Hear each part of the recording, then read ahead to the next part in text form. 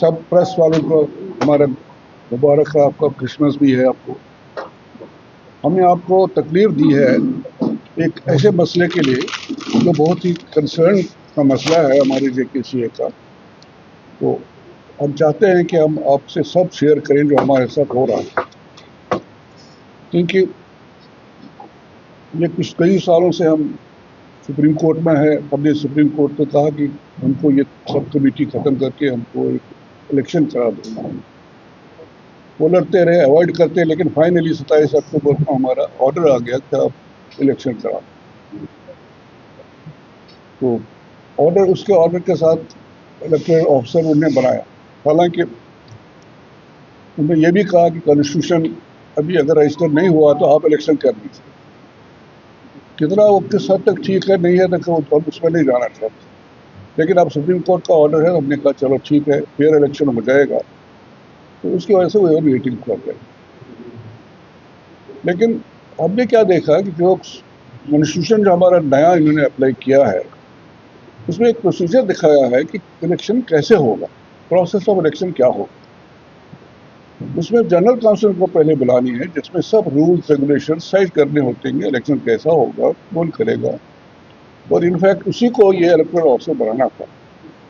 लेकिन हम supreme court in its judgement they have appointed the election officer mister Jyoti. ठीक है, क्योंकि हमें यह है कि अगर वो फेयर करते थे तो कोई प्रॉब्लम नहीं था, ऐसा नहीं। लेकिन what we observe from the date he was appointed, हम उनको रिक्वेस्ट करते थे कि हमारे साथ यहाँ आइए, जनरल काउंसिल में बैठे हमसे डिस्कस कर दीजिए, we are interested party, so that fair election हो जाए। हमारे एसोसिएशन में 25 क्लब हैं जो रेगुलर जो सोसाइटी की, we are societies, JKCA is a society, और जो एफिलिएटेड क्लब्स हैं उनमें से भी सोसाइटीज बहुत है। तो उसमें वो 25 में से कुछ क्लब ऐसे थे जो थोड़े डिस्टर्ब थे कुछ कारणों से, जिनका हाईकोर्ट ने अम्बड्समैन उनको फिक्स किया था, बशीर साहब, जस्टिस बशीर साहब। उसने 3 साल काम करके हर एक क्लब को बुलाया, उनके अपोजिट को बुलाया और फाइनल जजमेंट उन्होंने की। उसके हिसाब से उन्होंने इलेक्शन किए, कंटिन्यू करते रहे पिछले 4 साल से। लेकिन जो उसमें से डिसग्रंटल एलिमेंट थे वो तो नेचुरली मुतमईन हुए नहीं, उसके से उनको कोई चारा थे। उन्होंने, हमने क्या देखा कि एक चोरी छुपी एक अम्बड्समैन मार्च 25 में अपॉइंटमेंट किया। वो किसने किया ये पता नहीं, हमने दूसरा अम्बड्समैन, जो दूसरा अम्बड्समैन कर ही नहीं सकता। अम्बड्समैन होता है करना या तो जनरल काउंसिल बना सकती है या कोई कोर्ट ऑर्डर। न तो जनरल काउंसिल ने बनाया है, न कोई नया अम्बड्समैन ने किया है, जिसको हम जानते भी नहीं, किसी को बुलाया नहीं उसने। 27 अक्टूबर के बाद नवंबर में सबको जो दूसरे डिस्प्यूटेड क्लब्स थे 5-6, उनको चिट्ठियां लिखी कि अब आपका जी रिजेक्ट हो गया, वो हो गया। तो ये एक बहुत अलार्मिंग सिचुएशन है। और इसमें मैं पर्सनली समझता हूँ, I have been a vice president BCCI, तो उनका कुछ ऐसा है ये रहा कि उन्होंने they do not ensure that fair and fair elections हो, उनको शायद मंशा नहीं हो। तो इसलिए हम कोर्ट में बहुत केसेस चले गए हैं, वो कभी ऑर्डर नहीं हुआ है, एडवांस नहीं दिया जा रहा है, ये जो टाइम गैप है उसके लिए। तो इसलिए हमने सोचा हम आपको भी, मीडिया को, हर एक अपना अपना पूरी डिटेल बताएंगे कि क्या हो रहा है। तो इसलिए आपको वेलकम करते हैं। Now other people will tell you on different subjects in detail. तो थैंक यू। एक्चुअली हमारा मेन जो कंसेप्ट है, जो जस्टिस बशीरुद्दीन साहब को डिवीजन बेंच ने बनाया, उससे पहले बहुत टाइम से डिस्प्यूट चल रहा था। ऑनरेबल सुप्रीम कोर्ट में 12-13 साल से केसेस चल रहे थे और हम हर वक्त यही कोशिश कर रहे थे इलेक्शन से। जस्टिस बशीरुद्दीन साहब को जब भेजा गया just to sort out all the disputes, तो हर एक डिस्प्यूट के लिए उन्होंने 2-2.5 साल कंप्लीटली दोनों क्लब्स, जो क्लब्स में इश्यूज थे, आउट ऑफ 25 क्लब्स में अगर 12-13 क्लब्स में इश्यूज थे, सबको बुलाया। नेहरू साहब ने भी आपको ऐड किया, सब क्लब्स को बुलाया अलग अलग तरीके से। उसके बाद उन्होंने डिसीजन दिया। सपोज हमारा क्लब है वाइट्स क्रिकेट क्लब, अब जो नॉन एंटिटी है उसको उठा के इन्होंने एंटर कर दिया। वैसे हमारे सब क्लब्स है, we are all affiliated clubs of JKC. अभी जो मैसेज आप सब मीडिया वालों के पास आई है, जो मैंने भी अभी देखा है, जिसमें लिखा है कि it is not JKC. JKC क्या है? JKC is just because of affiliated clubs. JKCA is an institution because of all the 25 clubs. Nobody can mention this thing कि we are nothing, हम इनका क्या है? We are the stakeholders of JKCA. हमारे बगैर JKCA का कोई role ही नहीं है।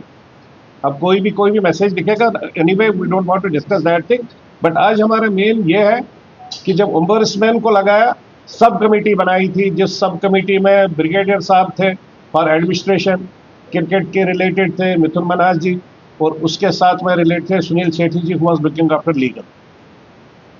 जब ओम्बर्समैन का मटेरियल चला गया ऑनरेबल सुप्रीम कोर्ट के यहाँ, ऑनरेबल सुप्रीम कोर्ट में लिख के दे दिया कि all the issues have been sorted out.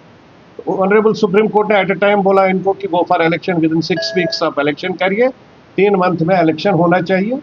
और उन्होंने वहां से बीसीसीआई को भी लिखा, तो इलेक्शन की प्रोसेस स्टार्ट हो गई। अब अगर इलेक्शन की प्रोसेस स्टार्ट हो गई, यहां से नई एक लेटर निकल गई, जो ब्रिगेडियर साहब ने अपनी लेटर निकाली, बीइंग ए सब committee member, responsibility of subcommittee is simply for day-to-day working. He is not authorized to appoint any ombudsman. Ombudsman की अथॉरिटी है खाली हाई कोर्ट को, जजेस को, एज वेल एज एजीएम। वो भी एजीएम तब है जब आफ्टर इलेक्शन होगा, बिफोर इलेक्शन कोई एजीएम नहीं होता है। तो ये जो गलत हो रहा है, उस तरीके से इन्होंने ombudsman को अपना बनाया। दे वर नॉट एक्सपेक्टिंग कि इलेक्शन, ऑनरेबल सुप्रीम कोर्ट बोलेगा इलेक्शन करो विद इन 6 वीक्स।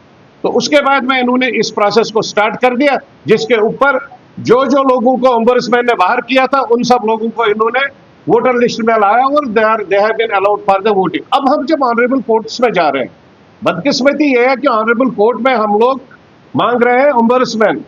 हम कह रहे हैं ओम्बर्समैन को क्यों बनाया, किसने बनाया, किस तरीके से बनाया, सब कमेटी कैसे बना सकती। तो ऑनरेबल कोर्ट के माध्यम से वहां डिस्कशन, जो भी हमारे पेपर्स आते हैं, उसमें वो लोग पूरा ही डाइवर्ट हो जाता है। तो हम लोगों ने जो जो प्लीज डाल रखी है ऑनरेबल हाई कोर्ट में, हम लोग किसी भी, बिकॉज वो कंटेम्प्ट ऑफ कोर्ट हो जाएगा, we are not in a position to speak against court, but हाँ हम एक काम कर सकते हैं, we are the legal citizens of this nation. हम लोगों को राइट बनता है, हम चीफ जस्टिस ऑफ इंडिया को अपनी प्ली भी भेजेंगे, और जो डिसीजन आए हैं ऑनरेबल जजेस का, जो डिसीजन आता है वो भी भेजेंगे कि देखिए कॉग्निजेंस ले लीजिए, देखिए क्या हो रहा है हमारे स्टेट में। अगर यहां से कुछ गलत हो रहा है तो हमारी क्या गलती है? अगर वहां पर कुछ है, इफ दे आर करेक्ट, अगर मैं मांग रहा हूं, मेरा क्लब मांग रहा है कि मेरे को ओम्बर्समैन, हम सबों का एक ही डिसीजन है कि हमारा ओम्बर्समैन आपने किस बात पर लगाया, यू आर नॉट अथोराइज्ड। अगर आपको जस्टिस बशीरुद्दीन साहब पसंद नहीं थे या आपको लगा ठीक नहीं है, जितने क्लब्स थे आपने उनसे एप्लीकेशन लेनी थी, एक लीगल फॉर्मेशन है, तो उसके बाद में आपने वापस कोर्ट में जाना था कि जस्टिस बशीरुद्दीन साहब का जो जजमेंट था वो ठीक नहीं है, we want to change it.